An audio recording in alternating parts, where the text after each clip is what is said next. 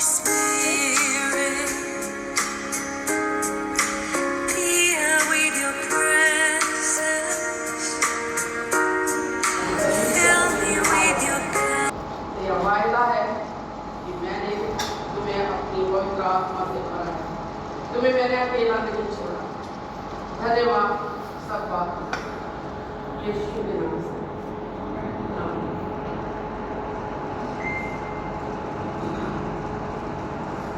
जैसे कि आज हमारा जो मेन जो टॉपिक है वो हमारा है पवित्र आत्मा के ऊपर और पवित्र आत्मा के गिफ्ट।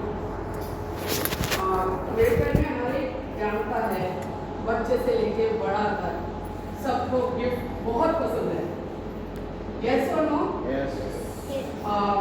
फ्रूट है वो हम देखते हैं बाद में, वो हमें कोई ला के नहीं दे सकता है। हम पेड़ से खुद से जाकर पेड़ के पास चलकर उसे तोड़ सकते हैं, लेकिन गिफ्ट है वो जो जबरदस्ती हम किसी से नहीं ले सकते।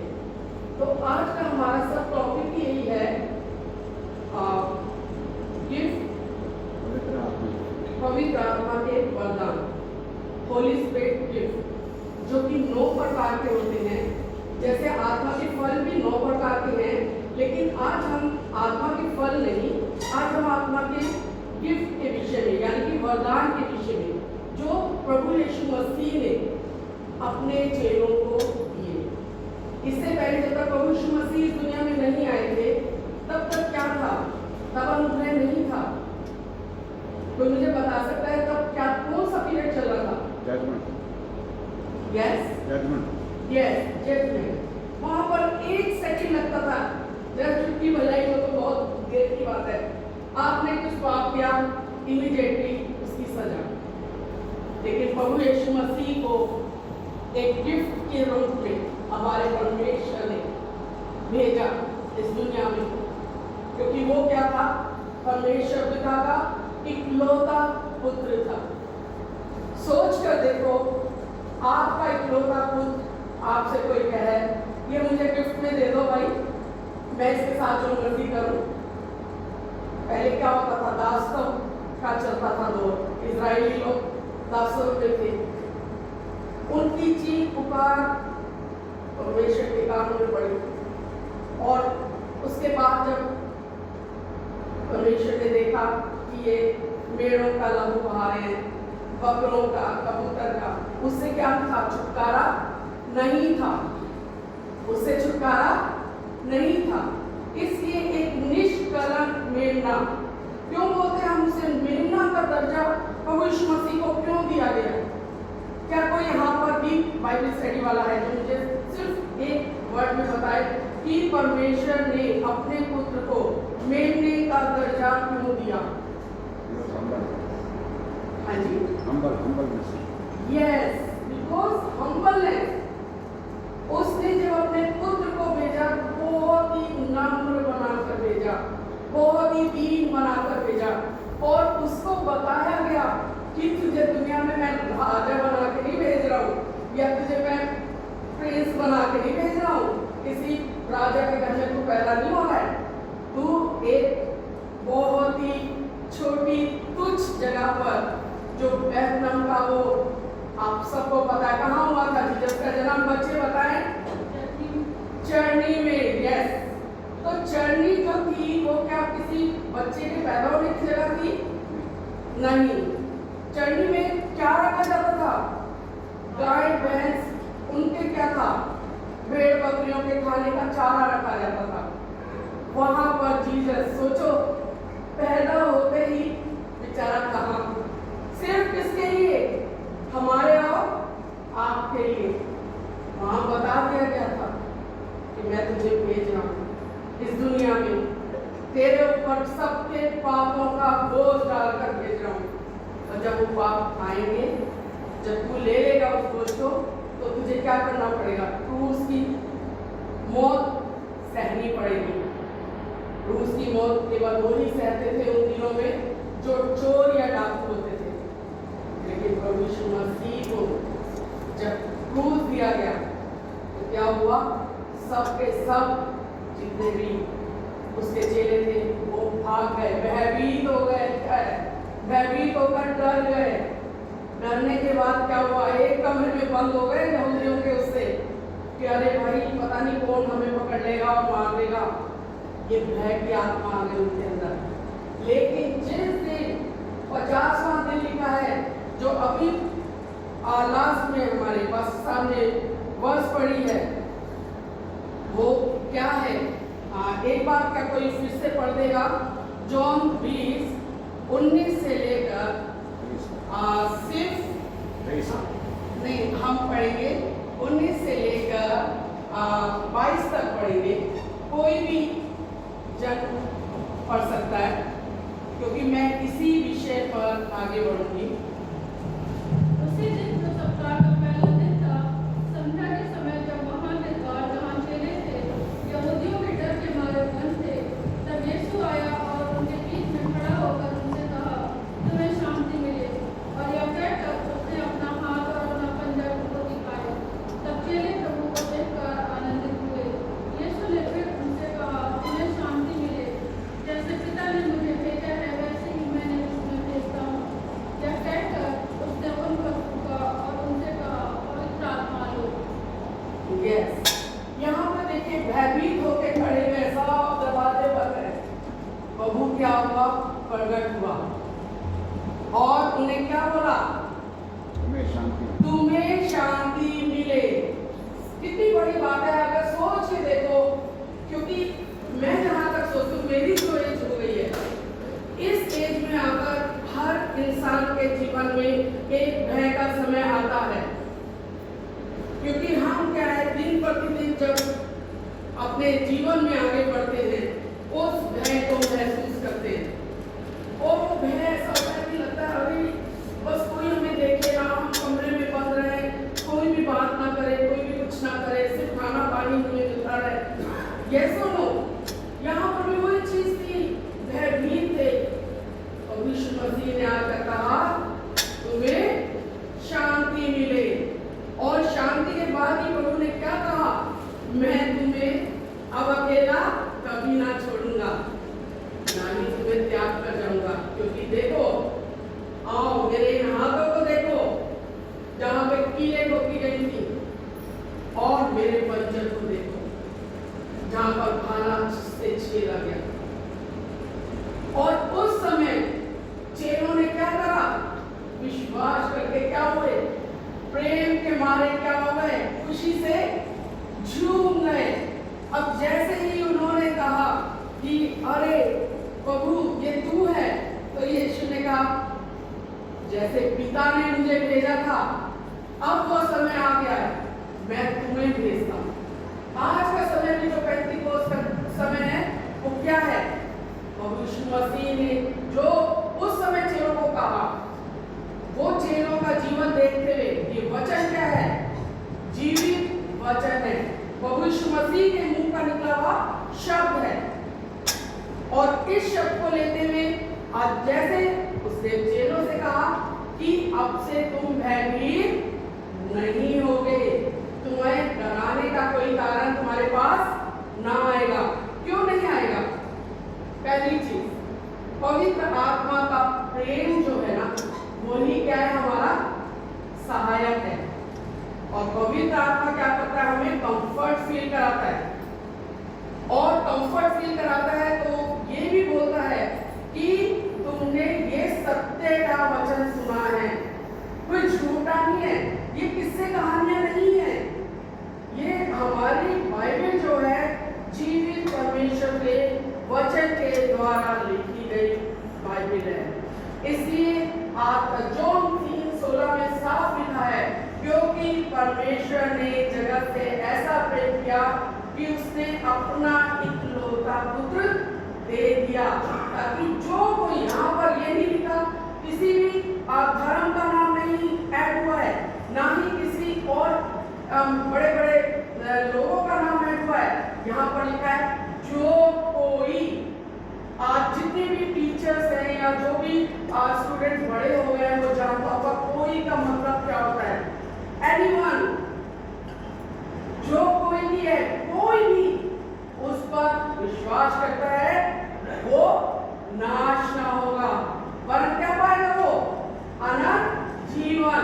यही का जीवन नहीं दिया है प्रभु ने हमें। अगर हम मर जाएंगे उसके बाद हमारे लिए एक स्वर्ग में एक जगह तैयार करने वो गया है।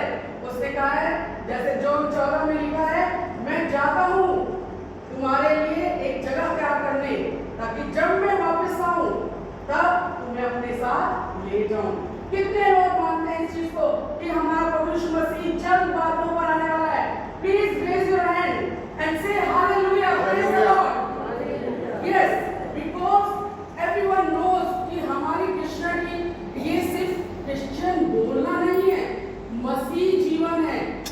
पहले के समय का जो कहा जाता था मसीह जीवन क्या है? कांटों का जीवन है ना, कांटों की राह में चलना नहीं। प्रभु कहता है मैंने वो कांटे उठा लिए। आज के समय में उसने हमें पीस दी है, अपनी शांति दी है। और उसी के साथ उसने क्या बोला? उसने क्या कहा? यह कहकर उसने उन पर फूंका। प्रभु यीशु मसीह ने क्या करा? सिर्फ उन पर फूंका, और फूंकने के साथ ही क्या कहा कि पवित्र आत्मा लो। जहां तक सोचती हूँ, मैंने बिल्कुल क्लियर ये चीज आप सबके सामने रखी है कि जो वर्ष हमारे सामने पड़ी गई उसका रेफरेंस ये था, और उसका निष्कर्ष ये निकला है कि प्रभु यीशु मसीह शांति का राजकुमार है ना। अब हम इसी में निकालेंगे जो हमने सबसे पहले पढ़ा था, एक्ट 2:1 से 11, है ना। इसमें मैं कुछ चीजों को लूंगी।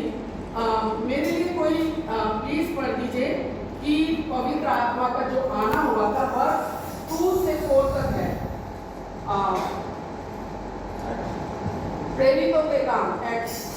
पेंटिकल्स का दिन आया तो वे सब एक जगह इकट्ठे थे। एकाएक आकाश से बड़ी आंधी की सी सनसनाहट का शब्द हुआ और उससे सारा घर जहाँ वे बैठे थे गूंज गया, और उन्हें आग किसी जीवे फटती हुई दिखाई दी, और उनमें से हर एक पर आ ठहरी। वे सब पवित्र आत्मा से भर गए, और जिस प्रकार आत्मा ने उन्हें बोलने की सामर्थ दी, वे अन्य भाषा बोले। हाँ, तो यहाँ पर क्या है?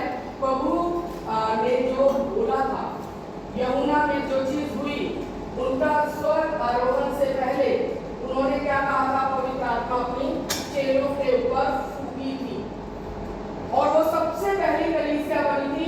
3000 लोगों ने बपतिस्मा लिया था। सबसे पहली कलीसिया जो बाइबल के अनुसार लिखी गई है वहां पर बनी, और उस कलीसिया के साथ प्रभु यीशु मसीह रहते थे अपनी पवित्र आत्मा के अनुसार। ठीक है, अभी इसके आगे जो है, जैसे कि परमेश्वर ने अपने पुत्र प्रभु यीशु मसीह में वादा पूरा किया, पवित्र आत्मा हवा और आग के रूप में उतरा। यहाँ पर 2 चीजें हैं। एक तो हवा है, ये वो वाली हवा नहीं है जो हमारी आदि माता थी, है ना। ये हवा है विंड। लिखा है ना यहाँ पर, जब वो अचानक बड़ी आंधी किसी सनसनाहट हुई, तो वो सनसनाहट क्या थी? हवा के रूप में हुई, और उस समय परमेश्वर की सामर्थ बड़े जोश में आई। और उसके बाद आग। दूसरी चीज है क्या है? आग। आग क्या करता है? सोने को क्या करता है? हाँ, पिघलाता है, और पिघलाकर उसे क्या करता है? शुद्ध करता है। और उसके बाद हमारे पास 22 कैरेट 24 कैरेट का सोना आता है। Yes no? तो इसी तरीके से जब आग की बात करते हैं हम, शुद्ध करना, इसको अगर हम बिब्लिकल लैंग्वेज में अगर हम बोले, मतलब बाइबल के अकॉर्डिंग बोले, तो इसको कहते हैं शुद्ध करना। जो वो जीवें फटती सी दिखाई थी, तो सब क्या हो रहे थे उस समय? शुद्ध हो रहे थे। किसी के अंदर भी कोई भी जिसे कहें आत्मा के अनुसार जो कार्य नहीं थे वो नहीं हो रहे थे, बल्कि सबने अपने आप को पूरा डेडिकेट कर दिया था कि प्रभु जो तेरी इच्छा हो वो ही तू कर। हमारा जीवन सरेंडर कर दिया हमने तेरे सामने। बात क्या है, हम परमेश्वर के बड़े बड़े कामों की चर्चा अपनी अपनी भाषा में सुनते हैं। जब हम पवित्र आत्मा से भर जाते हैं, पवित्र आत्मा से भरने के बाद क्या होता है कि प्रभु की जो भी बात होती है, या हम किसी चीज के लिए बड़े बोझ से भरे हुए हैं, आप वचन उठाएंगे, आपको वचन वही मिलेगा जो प्रभु की आत्मा चाहती है आप पढ़ो और तसल्ली को प्राप्त करो। यस या नो? मेरे साथ तो हुआ है और यही कारण है मैं इतनी शांति में रहती हूँ। और ये चीज हर कोई जानता है। मेरे हस्बैंड को किडनी का दोनों किडनी के लिए बोल दिया, हर दूसरे दिन डायलिसिस में जाते हैं। लेकिन मैंने कहा प्रभु तेरा आत्मा है, चंगे होंगे एक दिन जब गवाही के रूप में बोलेंगे कि प्रभु यीशु मसीह वही जो कल था वो आज है और अब तक रहेगा, और गवाह के रूप में तू मुझे और मेरे परिवार को यूज करेगा। ठीक वैसे ही जैसे यीशु ने कहा मैं और मेरा घराना क्या करेंगे, सिर्फ तेरी ही सेवा करेंगे। वहां पर ये नहीं बोला कि मैं इस दुनिया में इस जन की सेवा करूंगा, उस जन की। तो आप सबके सामने मेरा जीवन एक खुली किताब है, और मेरी परिवार में और भी कुछ हुआ, मैं खोल कर नहीं बताना चाहती, लेकिन एवरीवन नोस वेरी वेल। अगर ऐसी माँ जिसके घर में ये सारी चीजें हैं, इतनी प्रॉब्लम है, उसके बाद भी वो खुश है। क्यों खुश है? प्रभु की शांति, प्रभु की खुशी, प्रभु का आनंद जो मेरा दिल का है ना। एक गाना भी है, प्रभु का आनंद है मेरी ताकत। अच्छा तो मैं गुनगुना दूं, अब प्लीज जिसे आता है मेरे साथ जरूर गा सकता है। प्रभु का आनंद है मेरी ताकत, संसार में यीशु है मेरी ताकत, वो मेरा आनंद हर एक दिन में, वो मेरा सहारा है, वो मेरा आनंद हर एक दिन में, वो मेरा सहारा है। तो प्रभु का आनंद जो हमारा दृढ़ है। और यहाँ पर क्या है, जब तीन important point, please if you want note down तो प्लीज नोट डाउन। यहाँ पर क्या है, कलीसियाई रूप में मैं बता रही हूँ, तीन चीजें हैं। एक तो एकता में आशीष है। एकता में क्या है, सब मेरे पीछे बोलेंगे, एकता में क्या है? आशीष है। आशीष किस चीज की है? एक मन एक होकर तब परमेश्वर कार्य करता है। जब हम पूरी कलीसिया, मुझे आप अभी भी याद है 24 दिसंबर 31 तारीख थी, सुनील पर जब वहाँ पे हम हॉस्पिटल ले जा रहे थे, मैंने पास्टर को सिर्फ ये बोला था, मैंने कहा पास्टर सबसे कहिए दुआ करे। मैंने कहा परमेश्वर एक बड़ा कार्य करेगा। कलीसिया ने एकजुट होकर प्रार्थना करी और सुनील बिल्कुल उस समय बीमारी से बाहर आया। नहीं तो डॉक्टर ने कहा था भाई हम नहीं जानते, कुछ भी हो सकता है रात को। मैंने कहा लेकिन मैं जानती हूँ मेरा परमेश्वर जीवन देने के लिए आया, और उसने कहा है मैं बहुत आया का जीवन देने आया हूँ। उस समय मेरे साथ कोई नहीं था, मेरी एक पूरी कलीसिया थी। And thank you Lord Jesus, जिसने मुझे इतना प्यारा परिवार और इतना अच्छा हमें एक पास्टर दिया है, जिसकी अगुवाई में रहकर परमेश्वर चाहता है कि हम पवित्र आत्मा में बढ़े।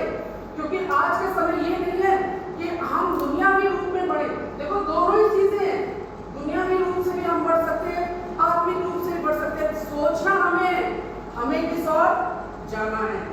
और दूसरा पॉइंट है हमारा पवित्र आत्मा की सामर्थ। अब एक बात बताइए, डरे हुए चेले थे और क्या करा था उन्होंने, बिल्कुल दरवाजे बंद, लेकिन जैसे ही यीशु मसीह वहां आए, वो क्या हो गए, एकदम से निर्भय हो गए, डरपोकपन चला गया और आनंद के साथ उन्होंने प्रचार करना शुरू किया। हिम्मत किसने दी? पवित्र आत्मा ने। और सुसमाचार सुनाने के बाद परमेश्वर ने हर भाषा, हर जाति के लिए क्या कर दिया? अपना रास्ता खोल दिया। गॉस्पेल का मैसेज सब समझ सके, ये उसकी मर्जी है ना। और यहाँ पे कुरिन्थियों पे चलते हैं, जहाँ पवित्र आत्मा के वरदानों की बात कही है, जो कुरिन्थियों पढ़ा था हमने। फर्स्ट कोरिन्थियों 12 उसकी 8 से लेकर 10 तक कोई भी पढ़ सकता है, लेकिन पढ़ते हुए प्लीज एक एक गिफ्ट की तरफ बहुत ध्यानपूर्वक थोड़ा सा पोज बनाइएगा, जिससे मैं बता सकूं कि ये 9 वरदान जो है वो गिफ्ट और फ्रूट दोनों हैं, साथ नहीं है, 9 है। तभी मैं कह रही हूँ प्लीज बाइबल में नोट डाउन कर लीजिए, क्योंकि पवित्र आत्मा से कल मैंने बात करी, मैंने कहा खुदा मैंने कोई गुण नहीं करा है, जैसे मेरे हस्बैंड ने तो खैर बाइबल का वो करा है पूरा में, बट मैंने कुछ नहीं किया, लेकिन पवित्र आत्मा पाए हुए हैं, परमेश्वर का धन्यवाद हो। सबसे बड़ी बात है, प्रभु ने मेरे को कहा कि सिर्फ तुझे कहीं और जाने की जरूरत नहीं, 9 वरदान है उसे ढूंढ। और उसको ढूंढने के बाद जैसे ही मैंने बाइबल खोली, हमारा पहला कोरिन्थियों 12 की 8 से लेकर और सिर्फ 10 तक। प्लीज जो इंग्लिश में पढ़ना चाहता है तो इंग्लिश में पढ़ दे, जो हिंदी में पढ़ना चाहता है वो हिंदी में पढ़ दे, लेकिन एक एक चीज को जहां मैं बोलती हूँ प्लीज एक बार के लिए रुकते जाइएगा। यस, क्योंकि एक को आत्मा के द्वारा बुद्धि की बातें कही जाती हैं। पहला क्या है हमारा पॉइंट? बुद्धि। क्या है? बुद्धि, यानी विजडम मिलेगी हमें। हम बेवकूफ बुद्धू नहीं रहेंगे, डरपोक नहीं रहेंगे, हम क्या रहेंगे? बुद्धिमान बन जाएंगे। हाँ जी, दूसरा, और दूसरे को उसी आत्मा के अनुसार ज्ञान की बात। यस, ज्ञान की बात, यानी कि नॉलेज इतनी हो जाएगी हमारी कि हम समझ सकेंगे कि ये सही है या ये गलत है। फिर नॉलेज के मिलने से तो ये चीजें पता चलती है कि हमारे क्या क्या राइट है, यस या नो। और अगर वो राइट हमारे पास नहीं होंगे, अगर हमारे अंदर ज्ञान की कमी होगी, जैसे होशे में लिखा है कि मेरा ज्ञान ना होने के कारण क्या हो रहे सब लोग नाश हो रहे हैं। तो ये बाइबल जो है हमारा जीवन का रास्ता है, ये जीवन की रोटी है, इसे हर दिन खाना बहुत जरूरी है। जैसे आप शारीरिक भोजन के लिए हम 3 टाइम खाते हैं खाना, कभी कभी तो 4 टाइम भी खा लेते हैं, भूख लगती है तो, लेकिन क्या हम अपनी आत्मा की प्यास बुझाने के लिए या उसकी भूख को शांत करने के लिए इस वचन को पढ़ते हैं? मुझे नहीं लगता। जब मैं अपने आप से जानती हूँ, जब से ये मैसेज तैयार करने के लिए दिया है, मैं बाइबल उठा के घूम रही थी, खुदा मुझे बता क्या बोलूं, मुझे तो नहीं पता। तब मेरे हस्बैंड ने और मेरी बेटी ने कहा, माँ याद कर तू किसकी बेटी है, बस हमें बोलने की जरूरत नहीं। बस खुदा का शुक्र है कि मैं बाइबल लेके जब घूम रही थी, खुदा ने बोला ये वर्ष पढ़, ये वर्ष पढ़, ये नोट डाउन कर। और होते होते आज सुबह जब मैं 7 बजे रेडी होने के लिए, तो इन्होंने कहा तुम्हारा मैसेज तैयार हो गया, इस बार सुनाया नहीं। मैंने कहा खुदा का शुक्र है, पूरा मैसेज मैंने उसके रूह के द्वारा तैयार किया और बहुत बहुत चीजें हो गई। पहला बुद्धि, दूसरा ज्ञान। हाँ जी, किसी को उसी आत्मा से विश्वास। यस, तीसरा क्या आ गया? फेथ। विश्वास, यानी कि पहले क्या मिला हमें?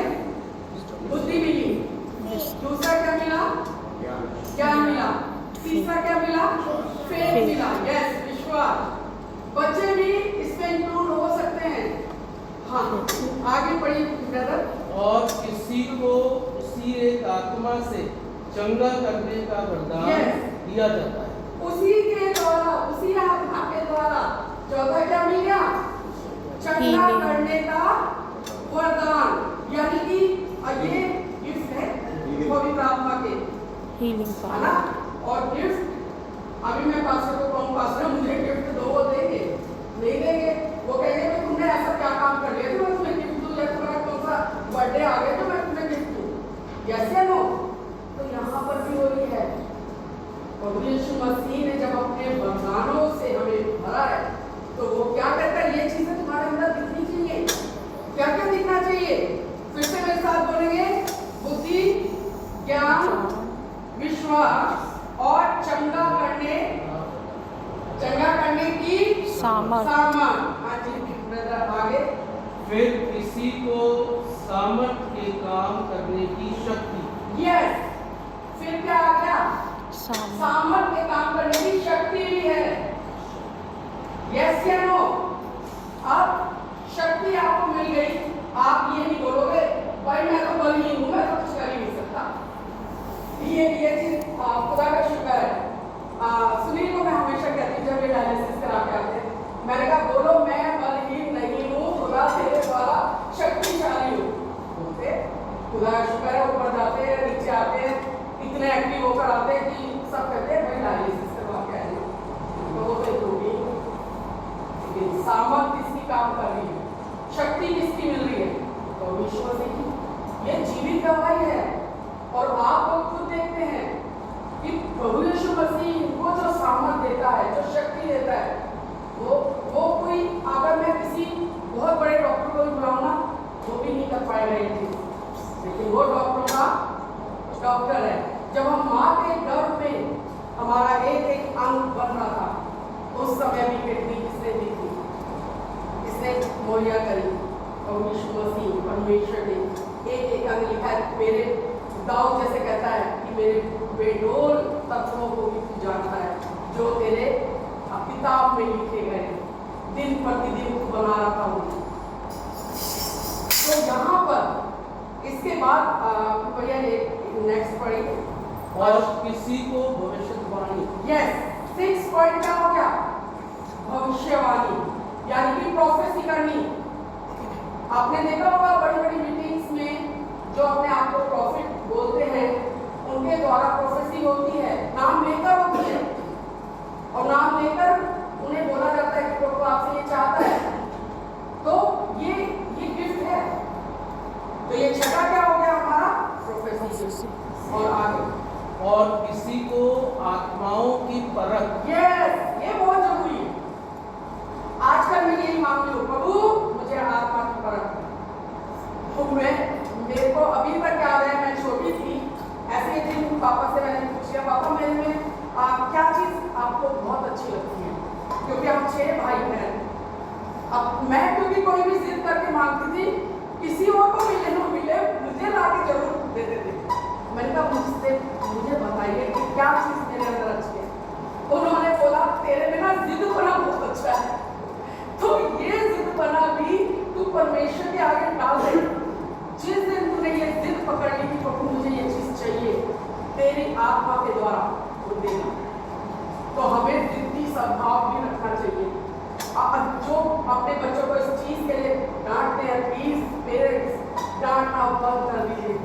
जिद बना बहुत अच्छी आदत है कि भाई वो आएगा मुझे मार देगा, मैंने तो उसका ले लिया भाई। और उस समय उसे क्या क्या दिखाई दिया? एक स्वर्गदूत लिखा है, उसके साथ उसने क्या करा? मल्लयुद्ध किया, पूरी रात करता रहा, उसे पकड़ लिया, कहा जब तक आशीष देगा नहीं छोड़ूंगा, नहीं छोड़ूंगा, नहीं छोड़ूंगा। अब परमेश्वर ने क्या कहा कि नहीं मैं नहीं दे सकता। बोला ऐसे, क्या बोला कि तूने जो ये चीज मांगी है, अब से लेकर तेरे को डर की आत्मा तेरे अंदर वास नहीं करेगी और तू आगे आगे बढ़ता चला जाएगा। क्योंकि हमारा सब्जेक्ट वहाँ का नहीं है, इसलिए मैं वहाँ और नहीं छूंगी। हमारा सब्जेक्ट है पवित्र आत्मा के गिफ्ट यानी वरदान।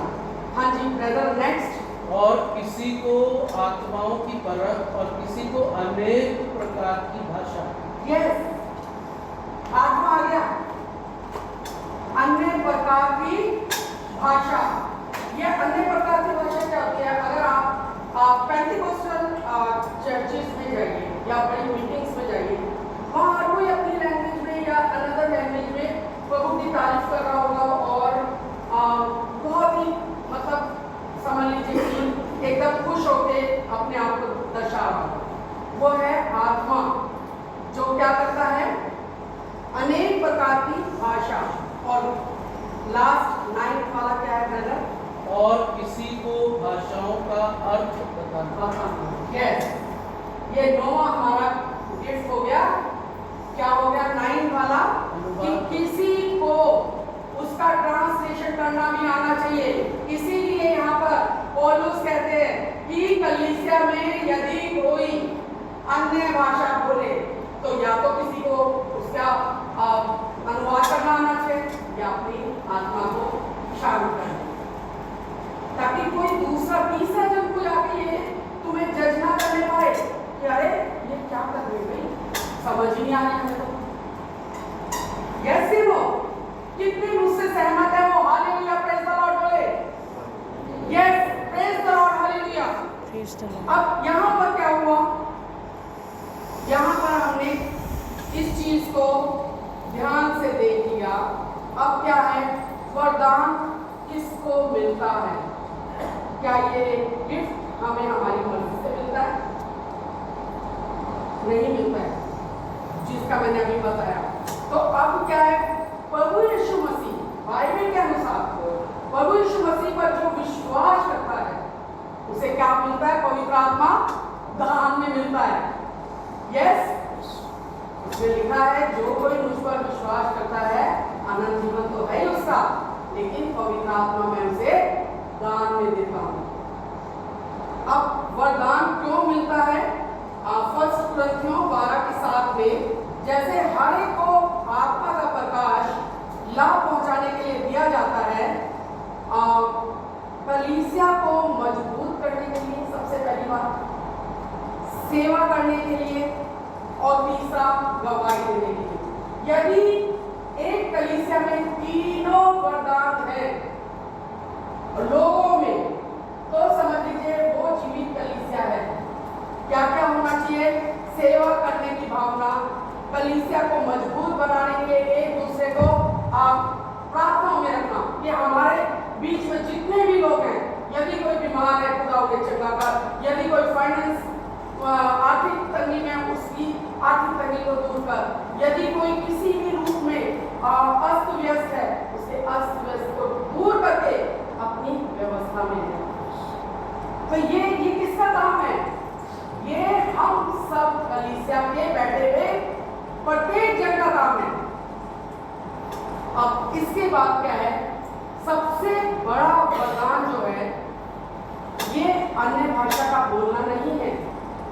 यहाँ पर प्रेम, प्रचार, मन फिरा, हर एक यहाँ बैठा हुआ, चाहे वो बच्चा है या बड़ा है, हम क्या कर सकते हैं? जो भी हमारे आसपास है, सराउंडिंग में, अपने जो भी रिश्तेदार है, जहाँ पे देख रहे हैं कि वो उतना आगे नहीं है, या देख रहे हैं हम कि हमारा नेबर थोड़ा सा बीमार है या तंगी में है, परेशानी में, उसको जाके प्रेम का प्रचार करो, परमेश्वर का प्रेम दर्शाओ उसे, और उसे कहो यदि तुम प्रभु यीशु मसीह के नाम से कुछ मांगोगे वो तुम्हारे लिए करेगा, क्योंकि ये उसका वादा है और वो अपने वायदे से मुकरता नहीं है। जैसे गिनती की किताब में लिखा है कि वो मनुष्य नहीं जो झूठ बोले। कितनी बड़ी बात है। मनुष्य क्या है? हाँ, अभी आपको कह रहा है अरे तो मैं तो भाई आपके साथ हूँ, 2 मिनट बाद किसी और से मिलेगा, कहेगा अरे वो तो ऐसे थे, फलाना ये होता है। हमारे साथ भी होता है, क्योंकि हम पूरे टाइम अपने आप को आत्मा में भरे हुए नहीं रखते हैं, लेकिन जब हम आत्मा में भर जाते हैं ये चीजें, नफरत और ये सब चीजें निकलकर किससे ढांप देंगी? प्रेम से। उस समय हम पसंद नहीं आएंगे, दूसरा हमें ज्यादा पसंद आएगा, उसके अंदर प्रभु की सारी क्वालिटियां नजर आएंगी और हम कहेंगे यस ये मेरी कलीसिया का है, ये मेरी कलीसिया का है, जिसकी दुआ से प्रभु सबको चंगा करता है, जिसकी दुआ के द्वारा बहुत सी आत्माएं बच जाती है। अब यहाँ पर है तीसरा क्या है? प्रचार भी हो गया, प्रेम भी हो गया, तीसरा मन फिराव। अब मन फिराव के लिए क्या करना है? हमारे मन को खुद से बदलने वाले हम खुद हैं। मन हम किसी को नहीं दिखा सकते।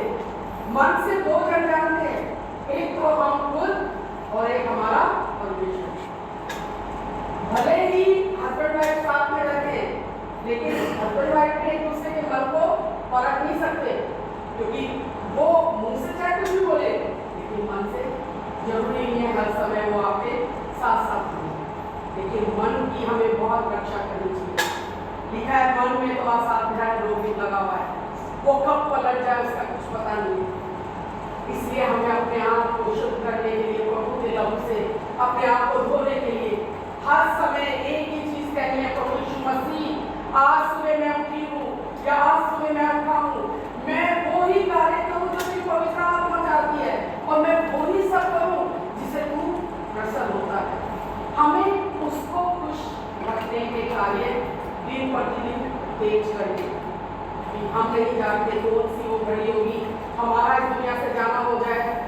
उसका आगमन हो जाए।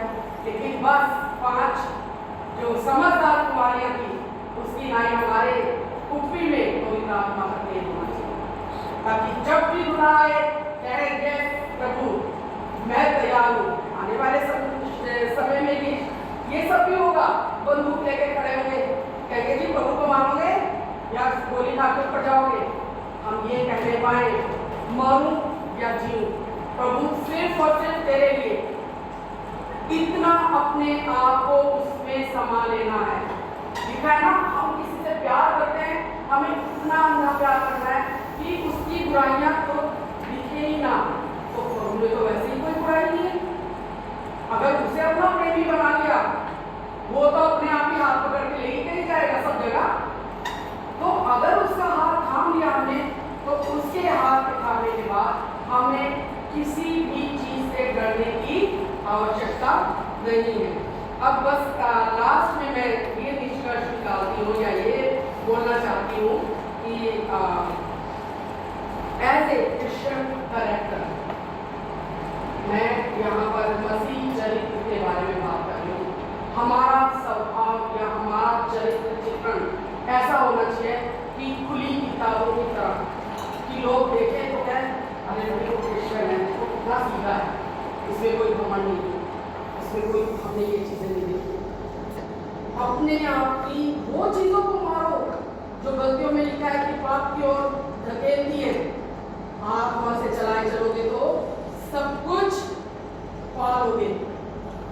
हम बहुत ही दुनिया में जो कहते हैं ना, इस तरीके से जीते हैं कि हमें ये लगता है अरे उसके पास ये चीज़ है, मेरे पास ये चीज़ है। हमारी आंखों की अभिलाष है, हमारा जीविका का घमंड इतना बड़ा होता है कि हम उसके सामने हर किसी को तुच्छ समझते हैं। लेकिन प्रभु कहता है मेरे पास आओगे तो तुम्हें जो मेरा प्रेम बह रहा है उस प्रेम में संबल होना है। उस प्रेम को समझने के लिए हमें अपने आप को दीन बनाना है। और दीन बनाने के लिए फिर से मैं बोलती हूँ कि जैसे पवित्र आत्मा के वरदान है वो हमें प्रभु यीशु मसीह दान में मिलता है। अगर हमें लगता है हमारे पास ये वरदान नहीं है, हमें उठते बैठते दुआ करनी चाहिए प्रभु 9 के 9 वरदानों से भर दे। पवित्र आत्मा के फल जो हैं वो हर एक को पता है, ग्रंथियों में जो लिखे हुए। कौन जानता है, कौन बच्चा जानता है पवित्र आत्मा के फल? कौन बताए? चलिए ये बता दीजिए कितने हैं पवित्र आत्मा के फल? 9 है। उसमें क्या क्या है? सारी वो चीजें Love, joy, peace, patience, self-control, धैर्य, ये सब चीजें उसके फल लिखा है। अगर एक जगह पर नींबू का पेड़ हो और ऑरेंज का हो, दोनों एक साथ हो, आप कैसे पहचानोगे कि ये संतरा है और ये नींबू है? इसके फलों से पहचानोगे ना। तो हमें वो फल लगने चाहिए। ये बीज जो है, फल ऐसे नहीं आते। बीज को क्या करा जाता है? भूमि में डाला जाता है। और भूमि में डालने का मतलब क्या है? वो मर गया। यानी कि हमें मसीह जीवन के लिए अपने आप को मारना है। अगर हम मर गए तो मसीह हमें जीवित रहेगा। प्रभु अपने सुसमाचार के द्वारा आप सबको आशीष दे। बहुत बहुत धन्यवाद। God bless everyone. मैं एक छोटी सी दुआ करना चाहूँगी। मैं चाहूँगी हर एक इस दुआ को अपने मन में जरूर बोले। मैं हमारे परमेश्वर पिता आपका धन्यवाद करती हूँ कि आपने इस लायक समझा कर मुझे कि तेरे आत्मिक गिफ्ट को अपने अंदर लाने के लिए प्रभु यीशु मसीह हम दिन रात तेरे वचन में मनन करते रहेंगे। यदि हम अपने आप में कुछ करना चाहेंगे तो हम कुछ भी नहीं हैं, लेकिन हम तेरे द्वारा सब कुछ है। ये होने दे कि ना केवल मैं बल्कि मेरे द्वारा मैं और मेरा घराना निजात पाए, तुझमें आगे बढ़े। प्रभु यीशु मसीह